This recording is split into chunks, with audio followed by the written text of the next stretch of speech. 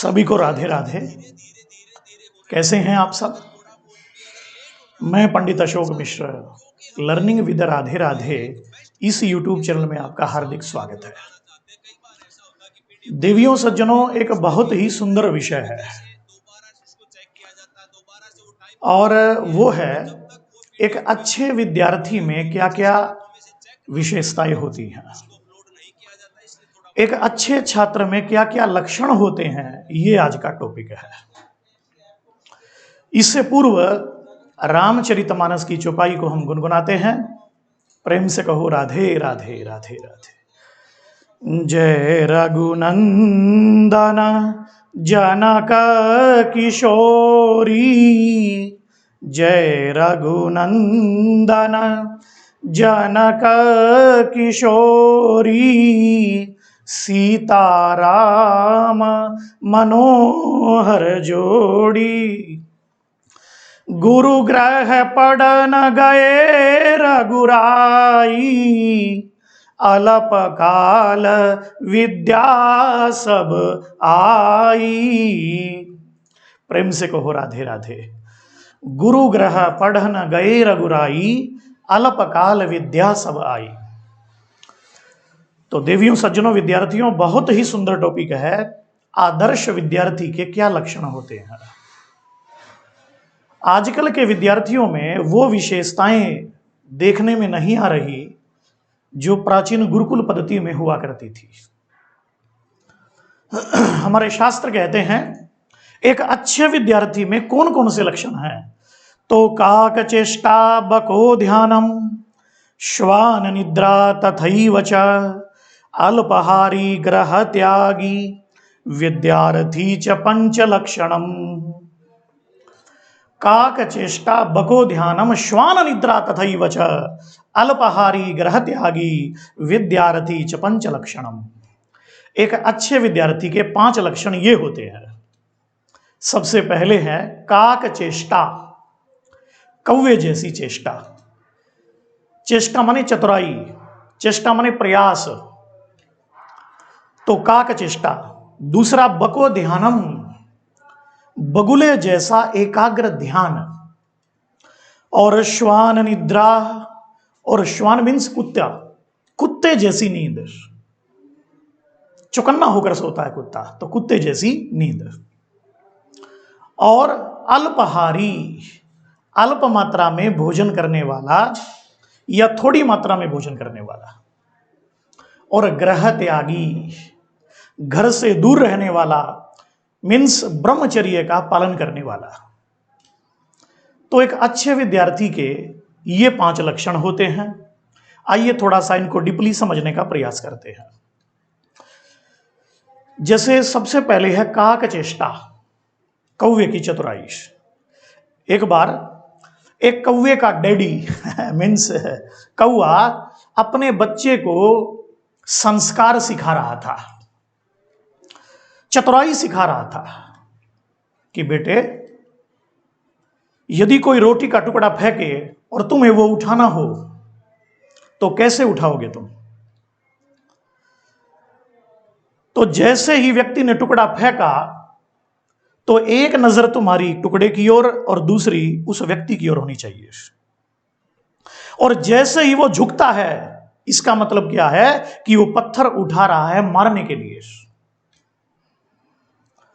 तो जब तक वो झुकेगा तब तक तुम रोटी उठा लो। अब बच्चा हंसा, बोले पिताजी ऐसा भी तो हो सकता है कि वो पहले से ही पत्थर उठाए हो और देखते ही मार दे। अब कौआ बड़ा प्रसन्न हुआ, क्या बात है क्यूट बेबी, तू तो बड़ा जीनियस है। वाह बेटे बबलू, तू तो बहुत इंटेलिजेंट है, तू तो पक्का चतुर है, तुझे समझाने की आवश्यकता नहीं है, तूने तो हमारे कुल को तार दिया है, तू तो जन्म से ही प्रतिभाशाली है, जीनियस है। तो सज्जनों, कौवे जैसी चेष्टा। जैसे दृष्टि करो, आपने कहानी पढ़ी होगी तीसरी चौथी में, प्यासा कौआ, घड़े में पानी कम था, पास में कंकड़ थे, और कौआ अपनी चोंच में एक एक कंकड़ उठाता है, घड़े में डालता है और पानी ऊपर आता है, जी भर के पीता है, उड़ जाता है। थर्स्टी करो, प्यासा कौआ। तो जल पीने के लिए वो कितना प्रयास करता है, कितनी चतुराई दिखाता है। ऐसे ही विद्यार्थी की विद्या के प्रति, अपने सब्जेक्ट के प्रति चतुराई होनी चाहिए। तो ये है कौवे जैसी चेष्टा। देखो कई प्रकार के विद्यार्थी होते हैं। एक विद्यार्थी कहता है नथिंग कैन बी डू, कुछ नहीं हो सकता। दूसरा कहता है समथिंग कैन बी डू, कुछ हो सकता है। और तीसरा कहता है आई कैन डू इट, मैं इसे कर सकता हूं। और चौथा कहता है आई विल डू इट, मैं इसे पक्का करूंगा, मुझे विद्या प्राप्त करनी ही है। इसे कहते हैं दृढ़ संकल्प। तो एक विद्यार्थी के मन में विद्या के प्रति दृढ़ निष्ठा होनी चाहिए, दृढ़ संकल्प होना चाहिए। यही हमारे वेद कहते हैं, उत्तिष्ठ जागृत प्राप्य वरान निबोधत। उठो, जागो और प्राप्त करो अपने लक्ष्य को। चरई वेती, चलते चलो तब तक मत रुको जब तक लक्ष्य को प्राप्त न कर लो, जब तक लक्ष्य तुम्हारी मुट्ठी में ना हो। स्वामी विवेकानंद जी का उद्घोष है, उत्तिष्ठ जागृत प्राप्य वरान निबोधत। तो इसे कहते हैं काक चेष्टा, कौए जैसा प्रयास। दूसरा देखिए विद्यार्थियों, बको ध्यानम। एक विद्यार्थी में बगुले जैसी एकाग्रता होनी चाहिए। कैसे बगुला एक टांग पे खड़ा होता है और किसी भी मछली को निकलने नहीं देता जल के अंदर, मछली की मजाल के निकल जाए, एक टांग पहले उठाए रखता है जिससे तुरंत उसे दबोच लिया जाए, है ना, पैरों में। बगुले जैसा ध्यान। महाभारत में देखिए, जिस समय द्रोणाचार्य जी अपने शिष्यों की परीक्षा ले रहे थे, आम के पेड़ पर एक चिड़िया टांग देते हैं, वे चिड़िया पक्षी एक यंत्र टांग देते हैं चिड़िया के आकार का। अपने शिष्यों को बुलाते हैं, पहले आते हैं युधिष्ठिर जी, बेटा लक्ष्य भेदो, क्या दिखाई दे रहा है? चिड़िया दिखाई दे रही है, चिड़िया की आंख को भेदना है। युधिष्ठिर कहते हैं कि गुरुदेव, यदि मैं चिड़िया को बाण मारूंगा तो चिड़िया मर जाएगी, इसके बच्चों का क्या होगा, इसके फैमिली का क्या होगा? द्रोण जी को बड़ी हंसी आई कि बेटा तू बड़ा धर्मात्मा है, तुझे चिड़िया के फैमिली की परवाह है। इससे सिद्ध होता है कि भविष्य में तू एक आदर्श राजा का उदाहरण प्रस्तुत करेगा, तू बड़ा धर्मात्मा बनेगा, प्रजावत्सल बनेगा, एक आदर्श सम्राट बनेगा, पर एक अच्छा धनुर्धर बनने की योग्यता तुझमें कम दिखाई दे रही है, इसलिए तुम लौटाओ। भीम को बुलाते हैं, भीम तुझे क्या दिखाई दे रहा है? तो आम के पेड़ पे चिड़िया रखी हुई थी, तुझे क्या दिखाई दे रहा है? निशान लगाओ। बोले गुरुदेव सच कहूं? बोले बेटा सच ही कहना है। बोले गुरुदेव मुझे तो आम दिखाई दे रहे हैं गुरुदेव मुझे तो आम दिखाई दे रहे हैं। बोले ठीक है बेटा, तू आम ही खा, तू भविष्य में खाने पीने का प्रिय होगा, खाने पीने का शौकीन होगा और एक जबरदस्त स्ट्रॉन्ग पहलवान बनेगा। बच्चा कैसे बनेगा ये उसके बचपन से लग जाता है पता। पूत के पांव पलने पे छाने जाए, ये अपने हरियाणा में भी कहावत है। अब बारी आती है दुर्योधन की। दुर्योधन क्या दिखाई दे रहा है? बोले गुरुदेव सच कहूं? बोले सच कहो। बोले गुरुदेव मुझे आपके चरण कमल दिखाई दे रहे हैं। बोले बेटा निशाना चिड़िया की आंख में लगाना है, मेरे चरणों में नहीं, पक्का धूर्त है। द्रोणाचार्य सोचने लगे पक्का छलिया चतुर चालाक बनेगा ये, तू लक्ष्य को नहीं बेच सकता। अब आता है धनुर्धर। कौन? अर्जुन, धनंजय। निशाना लगाता है, बेटे अर्जुन क्या दिखाई दे रहा है सामने? चिड़िया की आंख को भेदना है। क्या आम का पेड़ दिखाई दे रहा है? बोले नहीं गुरुदेव। क्या आम की शाखा दिखाई दे रही है? बोले नहीं गुरुदेव। क्या आम दिखाई दे रहे हैं? बोले नहीं गुरुदेव। गुरुदेव मुझे केवल चिड़िया की आंख दिखाई दे रही है। एक्सीलेंट बेटा। एक योद्धा को केवल अपना लक्ष्य ही दिखाई देना चाहिए, लक्ष्य भेद। और अर्जुन ने कान तक खींच करके बाण छोड़ा और सीधा मछली की आंख को भेद दिया, चिड़िया की आंख को भेद दिया।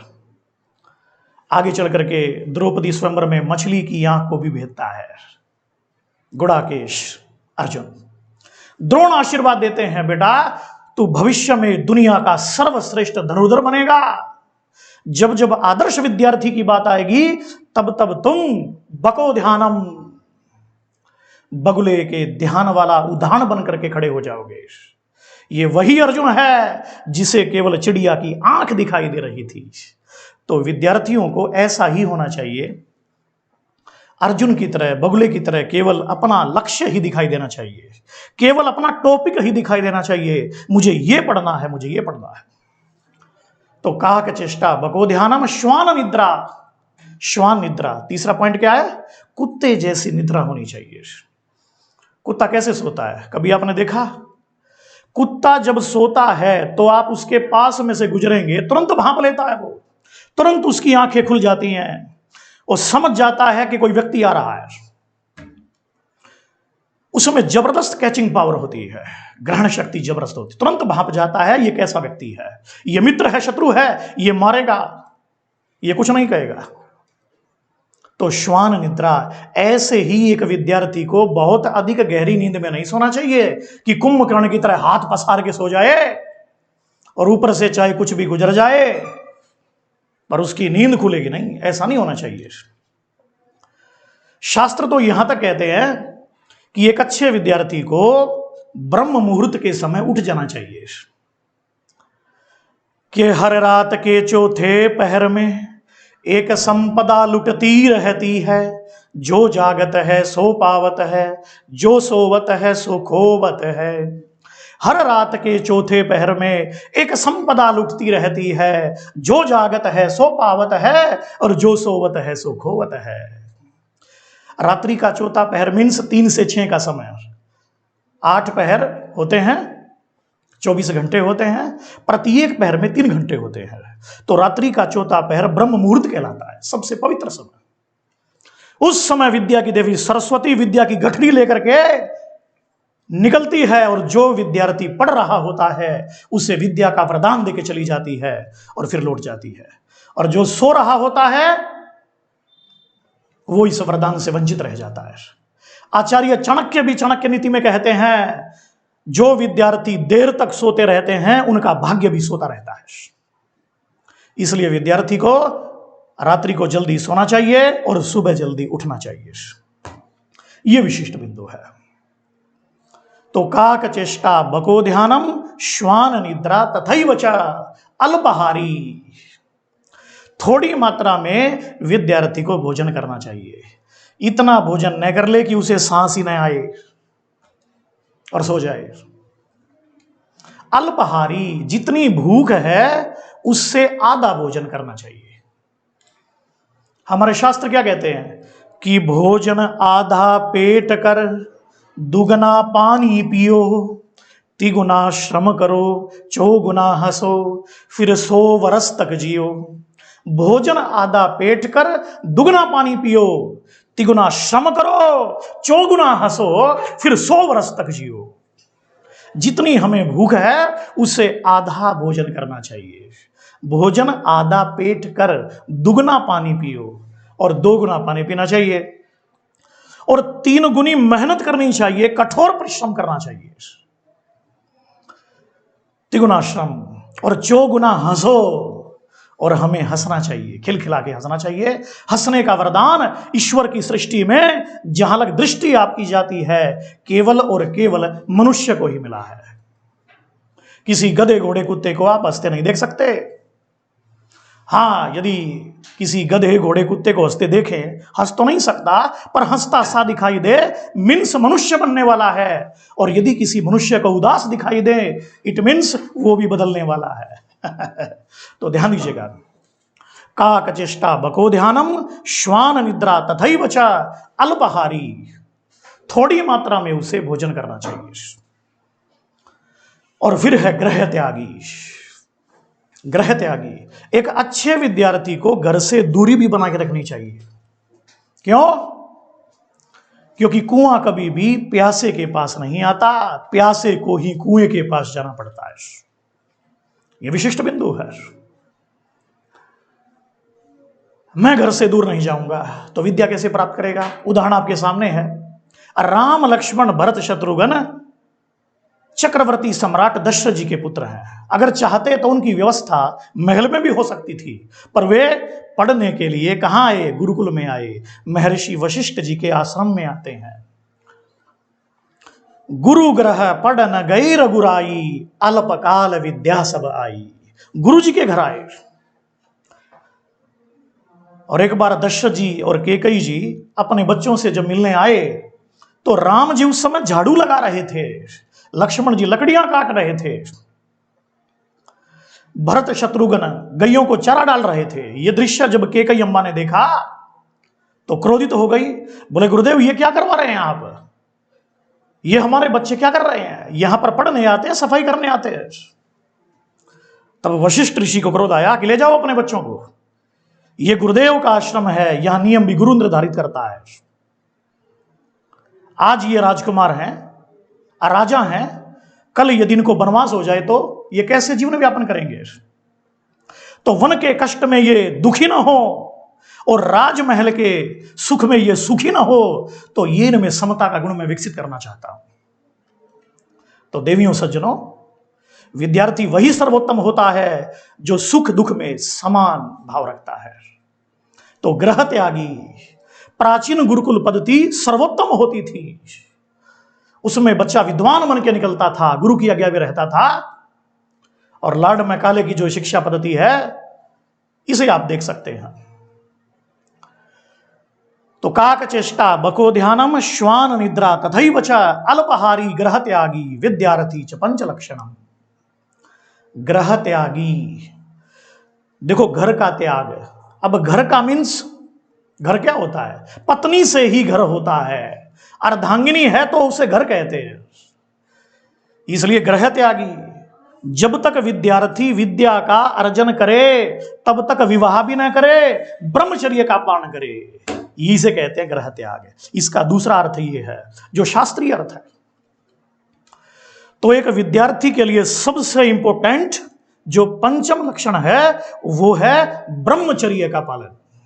हमारे शास्त्रों में कहा गया है वीर्य की रक्षा, शारीरिक शक्ति की रक्षा, शुक्र की रक्षा करना अनिवार्य है। मरणम बिंदु पातेना जीवनम बिंदु धारणात्। मरणम बिंदु पातेना जीवनम बिंदु धारणात्। शक्ति का गिरना मृत्यु है और शक्ति का इकट्ठा होना जीवन है।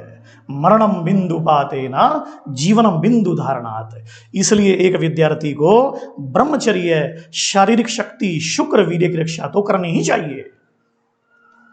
जब तक विद्यार्थी ब्रह्मचर्य का पालन नहीं करेगा तब तक उसमें वो ओजता, वो वीरता, वो शौर्यता, वो बुद्धिमता आ ही नहीं सकती। और यही कारण है कि जिन्होंने पूर्ण ब्रह्मचर्य का पालन किया वे अपने आप में अद्वितीय योद्धा बने। हनुमान जी को देखिए आप, लक्ष्मण जी को आप देखिए, गंगा पुत्र भीष्म को देखिए। जब तक विद्यार्थी ब्रह्मचर्य का पालन नहीं करेगा तब तक वो विद्या में प्रवीण हो ही नहीं सकता, उसका सर्वांगीण विकास हो ही नहीं सकता। तो ब्रह्मचर्य ही जीवन है। तो सज्जनों ध्यान दीजिएगा, ये 5 लक्षण फिर से मैं बोलता हूं कि काक चेष्टा बको ध्यानम श्वान निद्रा तथैव च अल्पहारी ग्रह त्यागी विद्यार्थी च पंच लक्षणम। तो ये विद्यार्थियों के 5 लक्षण होते हैं। तो आज आपने श्रवण किया कि एक आदर्श विद्यार्थी में कौन कौन से गुण होने चाहिए। तो जो विद्यार्थी इसे देख रहे हैं बड़े ध्यान से सोचना कि क्या हम में ये गुण हैं। यदि हम इन गुणों को धारण करते हैं, इन गुणों का संग्रह करने का प्रयास करते हैं, तब हम उत्तम कोटि के विद्यार्थी हैं। और नहीं तो विद्या प्राप्त करने में उतना सामर्थ्य हम में नहीं है। विद्यार्थी का अर्थ क्या होता है? विद्या को चाहने वाला। और विद्यार्थी का पूरा ध्यान अपनी विद्या पर ही होना चाहिए। इसलिए स्वामी विवेकानंद जी कहते हैं, उत्तिष्ठ जागृत प्राप्य वरान निबोधत। उठो, जागो और अपने लक्ष्य को प्राप्त करो। इस संसार में कोई भी काम असंभव नहीं है। कठिन हो सकता है, पर यह हो नहीं सकता, ऐसा नहीं हो सकता है। अब मैं एक प्रश्न आपसे करता हूं, इसका उत्तर आप कमेंट में लिख करके जरूर दें। महाभारत में और रामायण में अखंड ब्रह्मचारी कौन है? महाभारत में और रामायण में अखंड ब्रह्मचारी कौन है? इस प्रश्न का उत्तर आप कमेंट के माध्यम से मुझे जरूर दें। और आपके प्रत्येक कमेंट्स को मैं पढ़ता हूं और मुझे बड़ा अच्छा लगता है कि विद्यार्थियों ने सुना। और तब तक के लिए मैं आपसे विदा लेता हूं। हरे कृष्ण कृष्ण कृष्ण हरे हरे, हरे राम राम राम हरे हरे। श्री राधे श्री राधे।